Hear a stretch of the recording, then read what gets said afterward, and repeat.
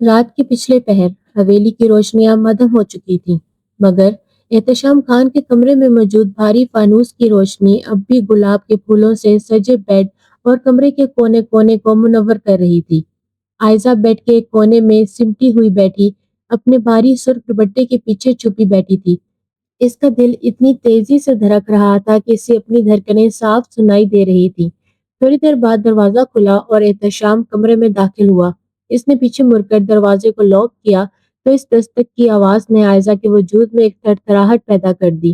احتشام نے کسی جلاد کی طرح اپنی شیروانی کے بٹن کھولنا شروع کیے اور قدم با قدم 20 سالہ عائزہ کے قریب آیا۔ اس کا چہرہ اب بھی سپاٹ تھا، مگر اس کی آنکھوں میں ایک عجیب سی چمک تھی جو عائزہ نے پہلے کبھی نہیں دیکھی تھی۔ اس نے صوفے پر اپنی شیروانی پھینکتے ہوئے ایک گہری سانس لی اور عائزہ کے بالکل سامنے کھڑا ہو کر بھاری آواز میں بولا، تو عائزہ بیگم، آخر کار آپ نے اس حویلی کی ملکہ بننے کا خواب پورا کر ہی لیا، لیکن کیا آپ نے یہ سوچا تھا کہ اس خواب کی تعبیر اتنی کڑوی بھی ہو سکتی ہے؟ عائزہ نے ڈرتے ڈرتے گھونگھٹ تھوڑا پیچھے کیا اور سسکتے ہوئے بولی، لالا، خدا کے لیے ایسی باتیں نہ کرے۔ میں نے کوئی خواب نہیں دیکھا تھا، یہ تو دادا جان کا فیصلہ تھا اور میں نے ہمیشہ آپ کی عزت کی ہے۔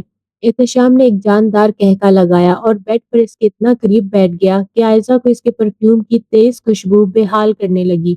اس نے عائزہ کا تھوڑی سے رخ اپنی طرف موڑا اور شرارت بھرے لہجے میں کہا، عزت کرتی ہو؟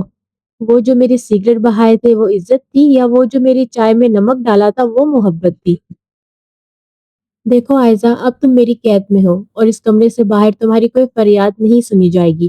عائزہ کی آنکھوں سے آنسو ٹوٹ کر اس کے گالوں پر بہنے لگے تو احتشام نے اپنی انگلی سے وہ آنسو صاف کیے اور اس کا لہجہ اچانک بدلا۔ اب اس میں وہ پرانی نفرت نہیں تھی، بلکہ ایک عجیب سی بے صبری اور شوق کی جھلک رہی تھی۔ اس نے عائزہ کے کان کے قریب جھک کر دھیمی آواز میں کہا، ویسے ماننا پڑے گا، اس لال جوڑے میں تم ٹڈی نہیں بلکہ کوئی پری لگ رہی ہو، لیکن میری دشمنی ابھی ختم نہیں ہوئی ہے۔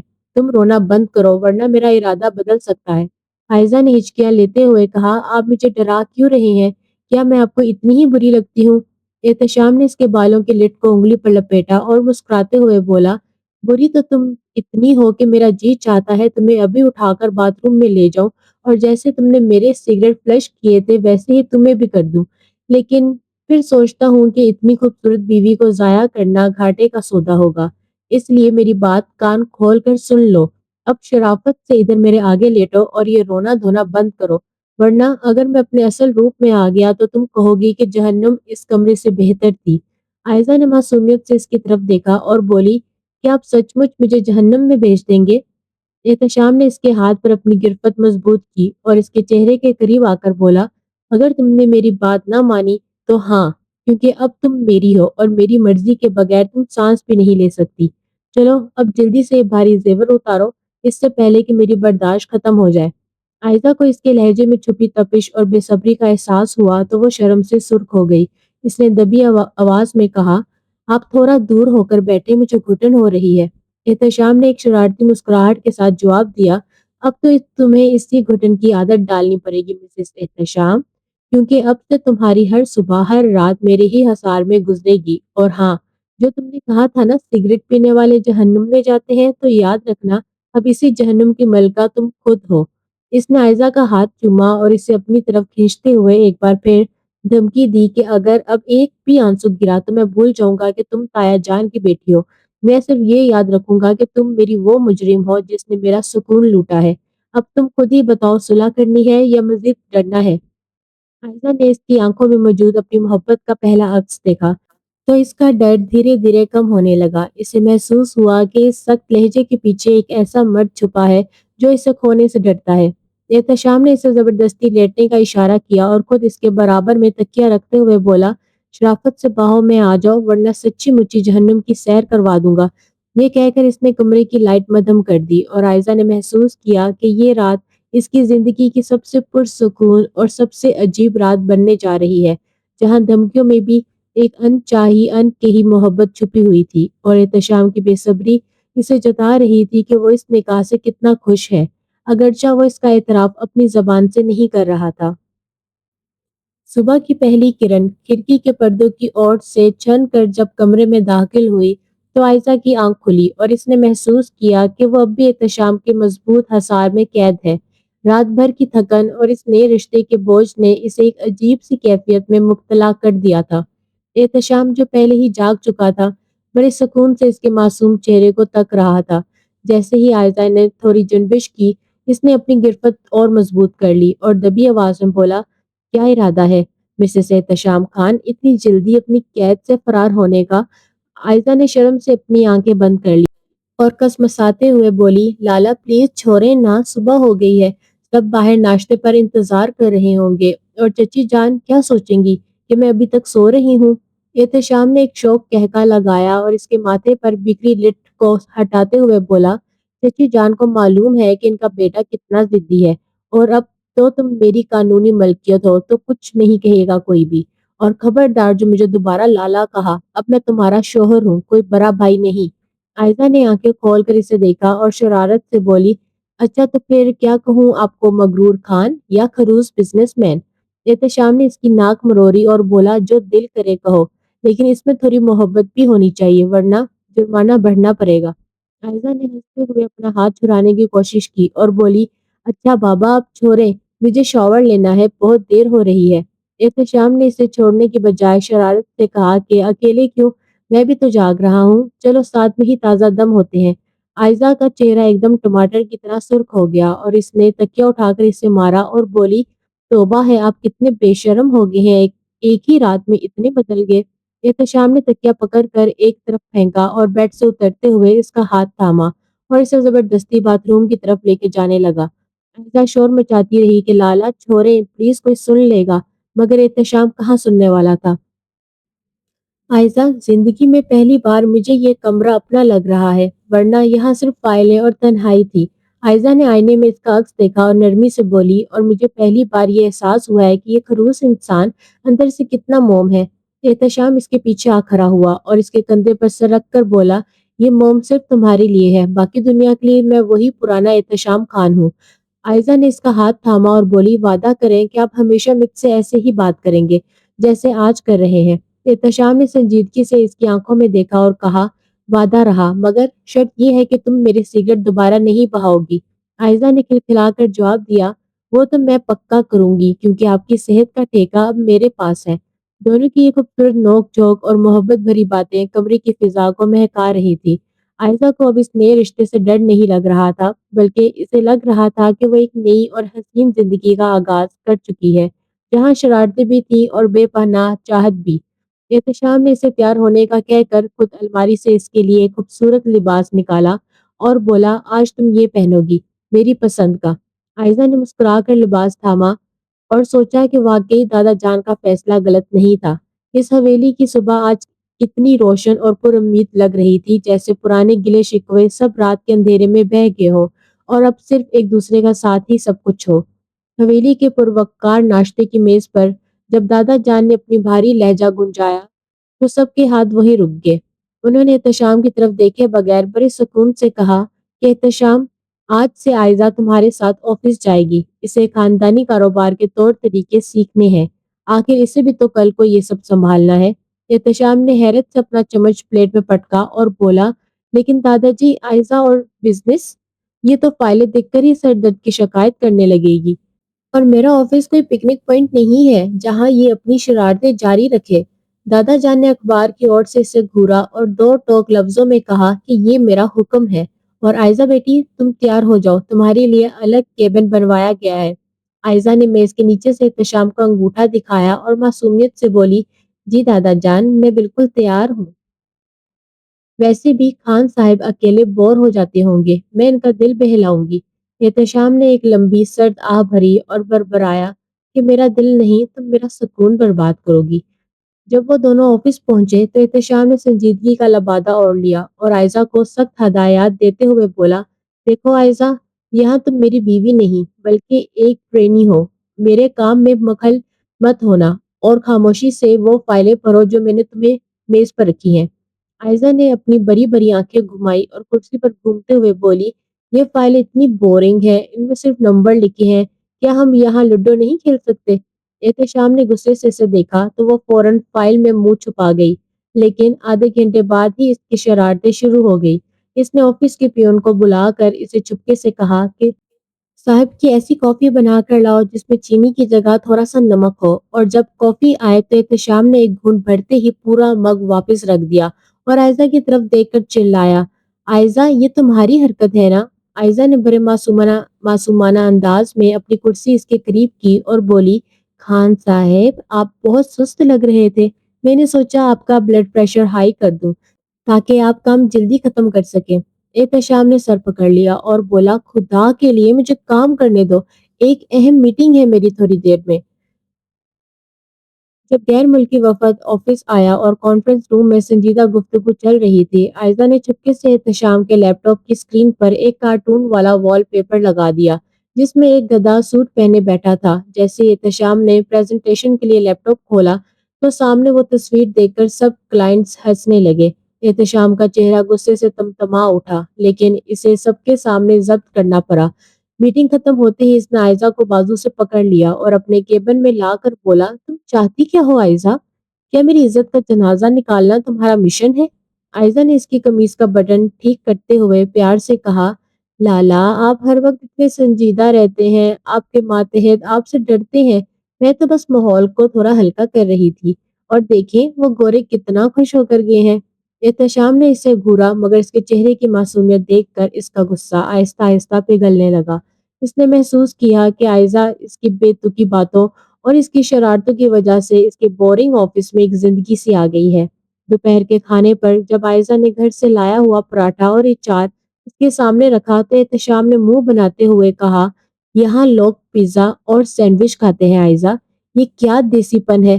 آئزہ نے زبردستی ایک نوالا اس کے منہ میں ڈالا اور بولی، لالا پیزا سے پیٹ بھرتا ہے یا روح بھرتی ہے، اور آپ کی روح کو اس وقت گھر کے کھانے کی ضرورت ہے۔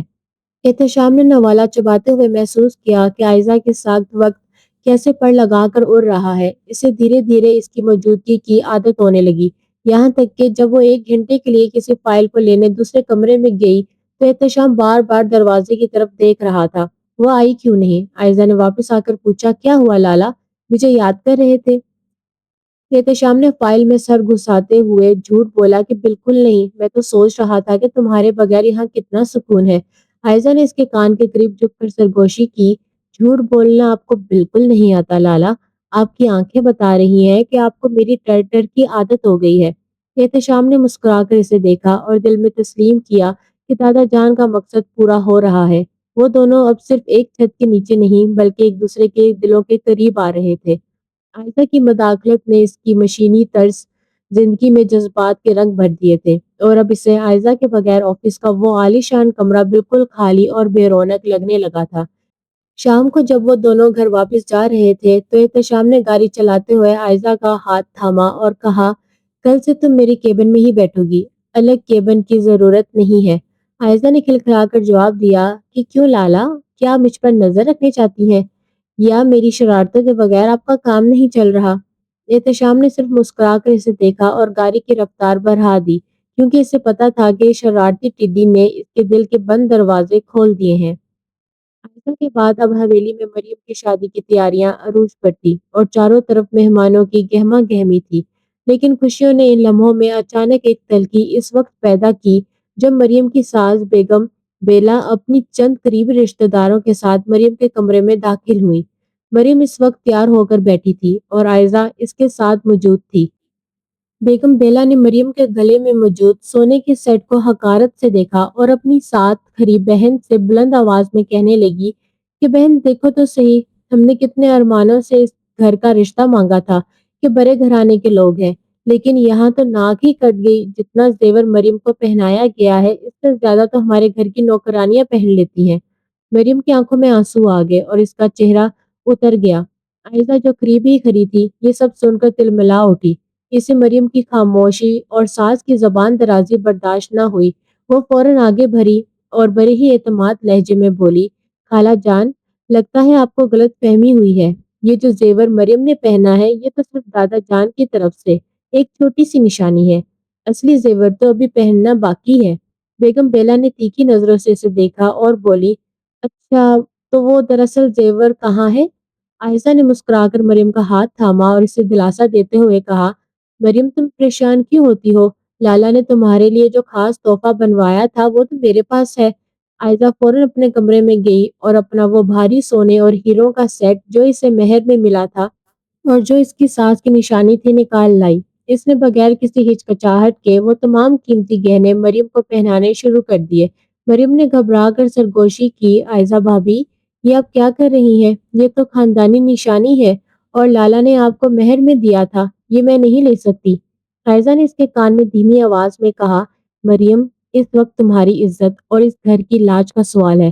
یہ سونے کے ٹکڑے تمہارے آنسوؤں سے زیادہ قیمتی نہیں ہے، تم چپ کر کے پہنو۔ عائشہ نے بڑی عقل مندی سے بات کو گھماتے ہوئے بیگم بیلا سے کہا، خالہ جان دراصل احتشام خان چاہتے تھے کہ مریم کی رخصتی کے وقت سرپرائز دیا جائے، لیکن آپ کی بے صبری دیکھ کر میں نے سوچا ابھی دکھا دوں۔ آپ بتائیں کیا اب بھی ہماری مریم کسی ملکہ سے کم لگ رہی ہے؟ بیگم بیلا گہنوں کی چمک دیکھ کر دنگ رہ گئی اور ان کا لہجہ ایک دم بدل گیا۔ وہ جم کر بولی، ارے نہیں بیٹا، میرا وہ مطلب نہیں تھا، بس میں تو ویسے ہی کہہ رہی تھی۔ اسی دوران احتشام کمرے کے دروازے پر کھڑا یہ سب منظر دیکھ رہا تھا۔ اس نے عائشہ کی ایک ایک بات سنی تھی اور اسے معلوم تھا کہ عائشہ نے کس طرح اپنی سب سے قیمتی متاع مریم کے خاطر قربان کر دی۔ احتشام جو ہمیشہ عائشہ کو صرف ایک شرارتی اور لاپرواہ لڑکی سمجھتا تھا، آج پہلی بار اس کے اندر چھپی ایک عظیم اور حساس عورت کو دیکھ رہا تھا۔ جب مہمان کمرے سے چلے گئے تو احتشام اندر داخل ہوا۔ عائشہ نے اسے دیکھ کر تھوڑا گھبرا گئی اور بولی، خان صاحب آپ یہاں؟ وہ میں بس مریم کی تھوڑی مدد کر رہی تھی۔ احتشام نے عائشہ کے قریب آ کر اس کی خالی گلے اور خالی ہاتھوں کو دیکھا اور بہت ہی نرم لہجے میں بولا، عائشہ تم نے آج جو کیا ہے اس کا صلہ میں شاید کبھی نہ دے سکوں۔ تم نے صرف مریم کا سر بلند نہیں کیا بلکہ میری نظروں میں اپنی قدر ہزار گنا بڑھا دی ہے۔ عائشہ نے نظریں جھکا کر کہا، مریم میری بہن ہے اور اس گھر کی عزت کے لیے اگر مجھے سب کچھ بھی دینا پڑے تو میں پیچھے نہ ہٹتی۔ احتشام نے اس کا ہاتھ تھاما اور پہلی بار اس کی آنکھوں میں وہ تپش نہیں تھی بلکہ ایک بے پناہ عقیدت تھی۔ اس نے کہا کہ عائشہ لوگ کہتے تھے کہ تم یتیم ہو، لیکن آج مجھے احساس ہوا اس گھر کی سب سے بڑی وارث تم ہی ہو کیونکہ تمہارا دل بہت بڑا ہے۔ عائشہ نے شرارت سے ماحول کو ہلکا کرنے کے لیے کہا، اچھا تو اب آپ کو پتہ چلا کہ یہ ٹڈی کتنے کام کی ہے؟ احتشام نے ہنس کر اس کے سر پر ہاتھ رکھا اور بولا، ہاں تم ٹڈی نہیں ہو، تم اس گھر کی برکت ہو اور میں وعدہ کرتا ہوں کہ تمہارے یہ گینت میں اس سے زیادہ بہتر بنوا کر دوں گا۔ عائشہ نے مسکرا کر جواب دیا کہ مجھے گہنوں کی ضرورت نہیں ہے، بس آپ کا یہ لہجہ ہی میرے لیے کافی ہے، میرے لیے سب سے بڑا زیور ہے۔ احتشام نے اس کے ماتھے پر پیار دیا اور مریم سے مخاطب ہو کر کہا، مریم تم بہت خوش نصیب ہو کہ تمہیں ایسی بھابھی ملی ہے۔ مریم نے روتے ہوئے عائشہ کو گلے لگا لیا اور پورے کمرے میں ایک ایسی اپنائیت چھا گئی جس کا تصور بھی اس نکاح سے پہلے ممکن نہ تھا۔ احتشام اب عائشہ کو ایک نئے روپ میں دیکھ رہا تھا۔ وہ نٹکھٹ لڑکی اب اسے ایک مخلص جیون ساتھی لگنے لگی تھی جس نے خاموشی سے اس کے خاندان کی لاج رکھ لی تھی۔ یہ دن احتشام اور عائشہ کے رشتے میں ایک سنگ میل ثابت ہوا، جہاں نفرت کی آخری دیوار بھی گر گئی تھی اور محبت نے اپنے پاؤں جمانے شروع کر دیے تھے۔ حویلی میں ابھی مریم کی شادی کی تھکن اتری بھی نہ تھی کہ فضاؤں میں ایک بار پھر سازشوں کا زہر گھلنے لگا تھا۔ احتشام کی پرانی بزنس پارٹنر اور اس کے کالج کی دوست تانیہ، جو ہمیشہ سے احتشام کو اپنی دسترس میں دیکھنا چاہتی تھی، عائشہ اور احتشام کی بڑھتی ہوئی قربت دیکھ کر جل بن کر رہ گئی تھی۔ اس نے ایک نہایت گھٹیا منصوبہ تیار کیا اور ایک دوپہر جب عائشہ اپنے کالج کے ایک پرانے ہم جماعت اور کزن سے ایک کیفے میں محض خاندانی مسئلے پر مشورہ کرنے گئی تو تانیہ نے دور سے ان کی ایسی تصاویر لی جو دیکھنے میں غلط فہمی پیدا کر رہی تھی۔ اگلی صبح کو جب احتشام آفس میں آیا تو تانیہ اس کے کیبن میں پہلے سے موجود تھی۔ اس نے بڑی ہمدردی کا ناٹک کرتے ہوئے وہ تصاویر احتشام کے سامنے میز پر بکھیر دی اور زہریلے لہجے میں بولی، احتشام میں نے پہلے بھی کہا تھا، ان گھریلو اور معصوم صورت لڑکیوں پر اتنا بھروسہ نہیں کرتے۔ دیکھو ذرا تمہاری پیاری عائشہ وہاں کیفے میں کس طرح غیر مردوں کے ساتھ ہنس ہنس کر باتیں کر رہی ہے، کیا یہ تمہاری خاندانی عزت ہے؟ احتشام جب ان تصاویر کو دیکھا تو اس کے دماغ میں خون اتر آیا۔ اس کا قدیم غرور اور وہ مردانہ انا جو عائشہ کی محبت میں دب گئی تھی ایک دم سے جاگ اٹھی۔ وہ بنا کچھ کہے وہاں سے نکلا اور طوفانی رفتار سے گاڑی چلاتے ہوئے حویلی پہنچا۔ عائزہ اس وقت اپنے کمرے میں چائے بنوا کر لائی تھی اور جیسے ہی احتشام کمرے میں داخل ہوئے عائزہ نے مسکرا کر کہا، آج آپ اتنا جلدی کیسے آ گئے؟ دیکھیں میں نے آپ کی پسندیدہ الائچی والی چائے منگوائی ہے۔ اب تو آپ کی پسند ہی میری پسند بن گئی ہے۔ احتشام نے ایک جھٹکے سے چائے کی ٹرے کو ہاتھ مارا اور وہ تمام برتن فرش پر کرچی کرچی ہو گئے۔ عائزہ اچھل کر پیچھے ہٹی اور خوف زدہ آواز میں بولی، یہ یہ کیا؟ آپ نے کیا ہوا ہے؟ احتشام وہ تصاویر اس کے منہ پر ماری اور دھار کر بولا، یہ کیا ہے عائزہ خان؟ کیا میں نے تمہیں اس لیے آزادی دی تھی کہ تم باہر جا کر غیر مردوں کے ساتھ گلچھرے اڑاؤ اور میری پیٹھ پر چھرا گھونپو؟ عائزہ نے کانپتے ہاتھوں سے وہ تصاویر اٹھائی اور حیرت سے بولی، لالا یہ تو میرے ماموں زاد کزن ہے، ہم صرف ایک ضروری بات کر رہے تھے، آپ غلط سمجھ رہے ہیں، خدا کے لیے میری بات تو سنیں۔ احتشام اس کا بازو اتنی زور سے مرورا کہ اس کی سسکیاں نکل گئی۔ اس نے نفرت سے کہا، بس کر دو، اپنی یہ جھوٹی کہانیاں مجھے تانیہ نے سب کچھ بتا دیا ہے، تم کس طرح اس کے ساتھ ہنس رہی تھی، تم جیسی لڑکیاں کبھی کسی کی وفادار نہیں ہو سکتی، تم نے ثابت کر دیا کہ تم اسی لائق ہو، تمہیں بندشوں میں ہی رکھا جائے۔ عائزہ روتے ہوئے اس کے پاؤں میں بیٹھ گئی اور بولی، لالا تانیہ آپ کو اکسا رہی ہے، وہ ہم دونوں کو الگ کرنا چاہتی ہے، آپ مجھ پر بھروسہ کیوں نہیں کر رہے؟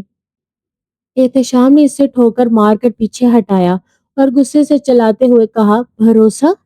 بھروسہ تو تم نے خود اپنے ہاتھوں سے قتل کیا ہے، اب تم اس کمرے میں رہنے کے لائق نہیں ہو، نکل جاؤ یہاں سے، ابھی کے ابھی۔ عائزہ نے بے یقینی سے اس کا منہ دیکھا اور بولی، لالا باہر بارش ہو رہی ہے اور رات کا وقت ہے، میں کہاں جاؤں گی؟ احتشام نے اس کی ایک نہ سنی اور اسے بازو سے پکڑ کر گھسیٹتے ہوئے کمرے سے باہر راہداری میں نکال دیا اور زور سے دروازہ بند کر لیا۔ عائزہ بند دروازے پر ہاتھ مارتی رہی اور پکارتی رہی کہ لالا ایک بار میری بات سن لے، میں بے قصور ہوں، لیکن اندر سے صرف احتشام کی چیزیں توڑنے کی آوازیں آ رہی تھی۔ تانیہ جو سیڑھیوں کے پاس کھڑی یہ سب دیکھ رہی تھی، اس کے چہرے پر ایک فاتحانہ مسکراہٹ تھی۔ عائزہ نے اسے دیکھ کر کہا، تانیہ تم نے یہ اچھا نہیں کیا، کیا تم نے ایک ہنستا بستا گھر اجاڑ دیا؟ تانیہ نے قریب آ کر سرگوشی کی، عائزہ بی بی احتشام صرف میرا ہے اور تم جیسے کچرے کی جگہ اس عالی شان کمرے میں نہیں بلکہ اس سرد راہداری میں ہے۔ عائزہ سسکیاں لیتی ہوئی حویلی کے پچھلے حصے کی طرف چلی گئی جہاں موسلا دار بارش اس کے آنسوؤں کو چھپا رہی تھی۔ اسے یقین نہیں آ رہا تھا کہ وہ احتشام جو کل تک اس کے ماتھے پر پیار دے رہا تھا آج اسے ایک پل میں پرایا کر گیا۔ احتشام کمرے کے اندر صوفے پر سر گرائے بیٹھا تھا، اس کا دل جل رہا تھا مگر اس کا غرور اسے حقیقت دیکھنے کی اجازت نہیں دے رہا تھا۔ وہ بار بار وہی تصاویر دیکھتا اور اس کا غصہ سوا ہوتا جا رہا تھا۔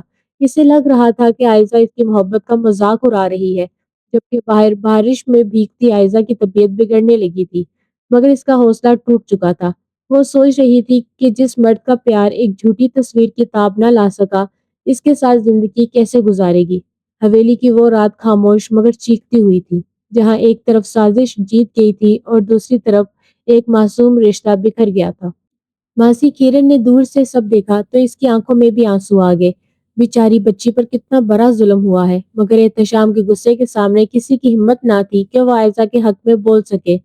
رات کی اس موسلا دار بارش نے حویلی کے در و دیوار کو ایک عجیب سی خاموشی میں لپیٹ دیا تھا، لیکن اس خاموشی کے پیچھے ایک کربناک داستان جنم لے رہی تھی۔ عائزہ جو ساری رات حویلی کے پچھلے دلان میں بارش اور اپنے آنسوؤں کے بیچ بھیگتی رہی تھی، صبح ہونے تک نڈھال ہو کر فرش پر گر چکی تھی۔ اس کا پورا وجود تپ رہا تھا اور سانسیں اکھر رہی تھی۔ جیسے ہی ماسی کیرن نے اسے اس حال میں دیکھا تو اس کی چیخ نکل گئی اور وہ بھاگتی ہوئی احتشام کے کمرے کی طرف گئی اور زور زور سے دروازہ پیٹتے ہوئے چلانے لگی، چھوٹے صاحب جلدی باہر آئیں، عائزہ بی بی تو مر رہی ہے، ان کا جسم تو آگ کی طرح جل رہا ہے۔ احتشام جو رات بھر اسی کشمکش میں جاگ رہا تھا کہ اس نے کیا صحیح کیا اور کیا غلط، فوراً باہر نکلا اور جب اس نے عائزہ کو سفید فرش پر بے سدھ پڑے دیکھا تو اس کے پاؤں تلے سے زمین نکل گئی۔ اس نے جھپٹ کر اسے اپنی باہوں میں اٹھایا اور تڑپ کر بولا، عائزہ ہوش کرو، خدا کے لیے اپنی آنکھیں کھولو، میں تو صرف غصے میں تھا، تم نے خود کو اس حال میں کیوں کر لیا؟ وہ اسے کمرے میں لایا اور ڈاکٹر کو فون کیا۔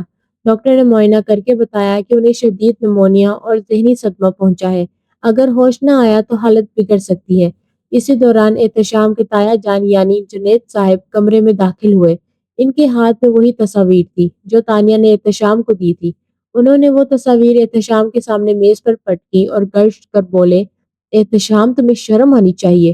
جس لڑکے کے ساتھ تم نے عائزہ پر الزام لگایا وہ اس کا کزن حاشر ہے، اور وہ کل مجھ سے ملنے آیا تھا کیونکہ عائزہ چاہتی تھی کہ حاشر اپنی بہن کا رشتہ تمہارے چھوٹے بھائی کے لیے بھیجے۔ یہ سب ایک سرپرائز تھا جو یہ بچی تمہارے لیے تیار کر رہی تھی، اور تم نے اسے باہر نکال دیا۔ احتشام کا چہرہ ندامت سے سیاہ پڑ گیا۔ اسے لگا جیسے کسی نے اس کے دل پر خنجر چلا دیا ہو۔ وہ گھٹنوں کے بل عائزہ کے بیڈ کے پاس بیٹھ گیا اور اس کا ٹھنڈا ہاتھ تھام کر زاروں قطار رونے لگا۔ وہ بار بار اس کے ہاتھ چومتا اور کہتا کہ عائزہ مجھے معاف کر دو، میں کتنا اندھا ہو گیا تھا کہ تمہاری پاکیزگی پر شک کر بیٹھا۔ میں تمہارا مجرم ہوں عائزہ، پلیز ایک بار آنکھیں کھولو، مجھے ڈانٹ لو، مجھے ٹڈی کہہ دو، لیکن خاموش نہ رہو۔ ساری رات وہ اس کے سرہانے بیٹھا رہا، کبھی اس کے ماتھے پر ٹھنڈی پٹیاں رکھتا تو کبھی اس کے ہاتھ سلاتا۔ صبح کے قریب جب عائزہ نے دھیرے سے اپنی آنکھیں کھولی تو سامنے احتشام کو روتی ہوئی آنکھوں کے ساتھ پایا۔ عائزہ نے کمزور آواز میں کہا، کیا اب بھی مجھے جہنم میں بھیجنا ہے؟ احتشام نے اس کے لبوں پر انگلی رکھی اور گلوگیر لہجے میں بولا، نہیں عائزہ، اب اگر کوئی جہنم میں جائے گا تو وہ میں ہوں۔ میں نے تم پر شک کیا، مجھے معاف کر دو۔ میں وعدہ کرتا ہوں کہ اب میں کبھی تمہاری آنکھوں میں آنسو نہیں آنے دوں گا۔ عائزہ نے مسکرا کر اس کا ہاتھ تھاما اور بولی، اب بہت اکرو ہے لالا، لیکن دل کے برے نہیں ہے۔ کچھ دن بعد جب عائزہ مکمل طور پر ٹھیک ہو گئی اور گھر میں دوبارہ وہی رونق لوٹ آئی تو وہ ایک شام دوبارہ اسی باتھ روم کے پاس کھڑی تھی جہاں سے یہ سب شروع ہوا تھا۔ اس کے ہاتھ میں سگریٹ کا ایک پیکٹ تھا جو اس نے احتشام کے دراز سے نکالا تھا۔ جیسے ہی وہ اسے کمبوڈ میں ڈالنے لگی، احتشام نے پیچھے سے آ کر اسے کمر سے پکڑ لیا اور شرارت سے بولا، اب کیا ارادہ ہے مسز احتشام خان؟ کیا دوبارہ میرے سگریٹ شہید کرنے لگی ہو؟ عائزہ نے گردن گھما کر اسے دیکھا اور نٹکھٹ انداز میں بولی، ہاں، کیونکہ میں نہیں چاہتی کہ میرا شوہر جلدی جہنم جائے۔ احتشام نے اسے اپنی طرف موڑا اور اس کی آنکھوں میں آنکھیں ڈال کر بہت محبت سے کہا، عائزہ، اب سگریٹ تو کیا، میں تو خود تمہاری محبت میں آگ میں جلنے کے لیے تیار ہوں۔ مجھے اب کسی نشے کی ضرورت نہیں ہے کیونکہ تمہاری یہ شرارتیں ہی میرا سب سے بڑا سکون ہے۔ عائزہ نے شرما کر اپنا سر اس کے سینے میں رکھ دیا اور دبی آواز میں کہا کہ آپ بہت بدل گئے ہیں۔ احتشام نے ہنس کر کہا، جب بیوی اتنی پیاری اور ضدی ہو تو اچھے بچوں کے دماغ ٹھکانے آ جاتے ہیں۔ وہی پرانی نوک جھوک اب ایک گہری محبت میں بدل چکی تھی۔ حویلی کے وہ در و دیوار جو کبھی دشمنی کے گواہ تھے اب ایک ایسی داستان کے گواہ بن گئے تھے جہاں ایک مغرور بزنس مین ایک نٹکھٹ لڑکی کے عشق میں مکمل طور پر ہار چکا تھا، اور عائزہ نے اپنی محبت اور سچائی سے اس کے دل کی سلطنت فتح کر لی تھی۔ اب وہاں نہ کوئی تانیہ تھی اور نہ کوئی شک، بس ایک اٹوٹ بندھن تھا جو تا قیامت رہنے کے لیے بنا تھا۔